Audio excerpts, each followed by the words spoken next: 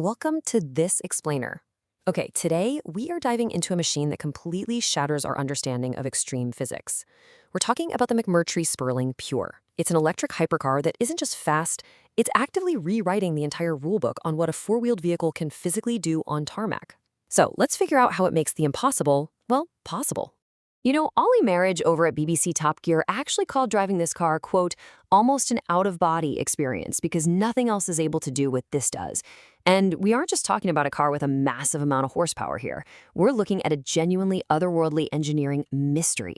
I mean, how exactly does a car make human beings feel like they are doing the impossible?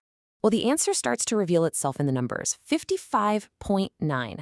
That is the staggering lap time in seconds that the Spearlink set around the famous Top Gear test track.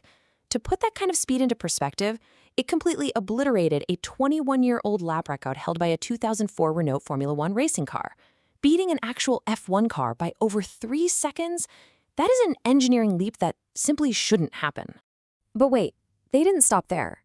Just recently, at the Hockenheimring F1 circuit in Germany, former F1 driver Max Chilton took the wheel of the Spearlink Pure and clocked a 124.43. That lap time absolutely destroyed the track-focused Mercedes AMG 1 hypercar by a massive 14.1 seconds. In the racing world, 14 seconds is literally a lifetime. It is now officially the fastest closed-wheel car ever to lap that circuit.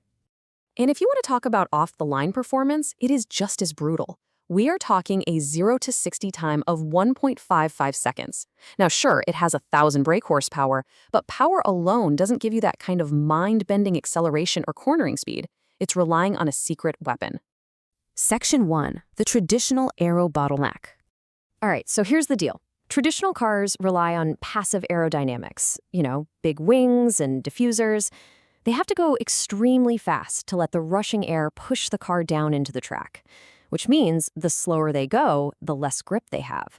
But the Spearlink uses what they call downforce on demand. It creates maximum grip before the car even moves an inch, sticking like glue from a dead stop right through to a tight hairpin turn. Section 2, how downforce on demand works.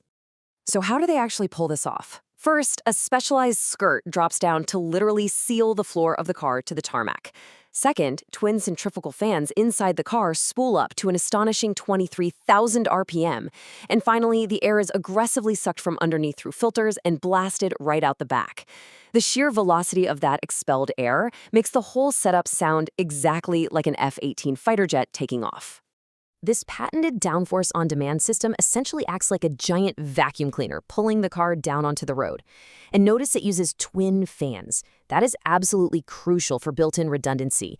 Even if the car goes into a wild spin, or in the highly unlikely event one fan has an issue, the driver still has a constant, independent source of downforce to safely bring the car to a halt in a super tiny distance. Section 3, the math of 3G cornering. Let's break down the math behind this. Based on reverse-engineered back calculations from Eric's Racing Tech blog, the fan system draws about 50 to 60 kilowatts of power, which is roughly 67 to 80 horsepower.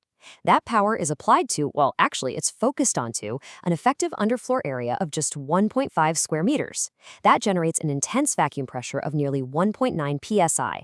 Multiply that pressure by the floor area, and you yield a truly staggering 4,409 pounds of downforce. To really wrap your head around that massive vacuum pressure, let's look at it in terms of water vacuum. A normal car traveling at a brisk 100 miles per hour only generates about 4.9 inches of water pressure underneath it. But the Spearlink, at a dead stop, sitting absolutely still in the pit lane, it generates 52.6 inches of water vacuum.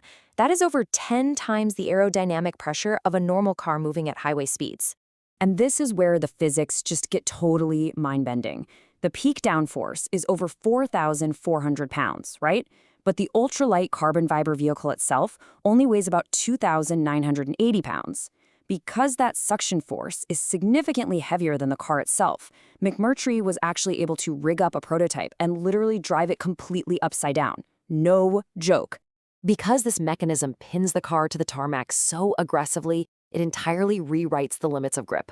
This is exactly how downforce on demand creates 3G cornering. The driver can comfortably experience 3G of lateral force in corners and 3G of deceleration under hard braking. These are extreme physical forces usually reserved exclusively for elite racing machinery and highly trained fighter pilots. And they are now made accessible in a car you can just buy. Section 4. Beyond the physics. It has been quite the journey to get here.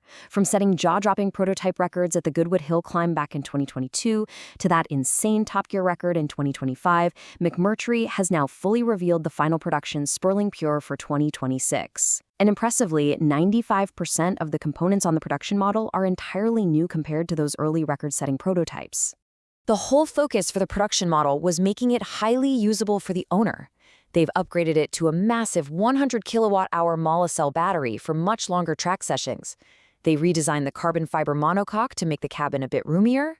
They swapped to hydraulic Formula One-style steering for better tactile feel. And crucially, they added an onboard air compressor to retract the skirts.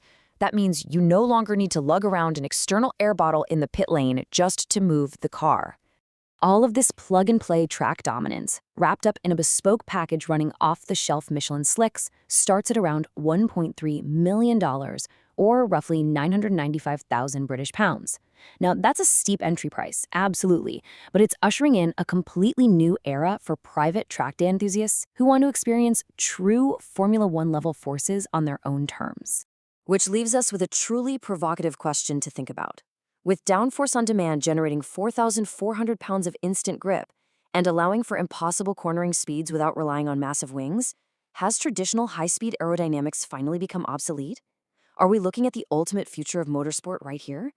It's definitely something to think about the next time you see a hypercar with a giant rear wing. Thank you so much for joining me on this explainer. I hope you found the physics of this incredible machine as fascinating as I do. Catch you next time.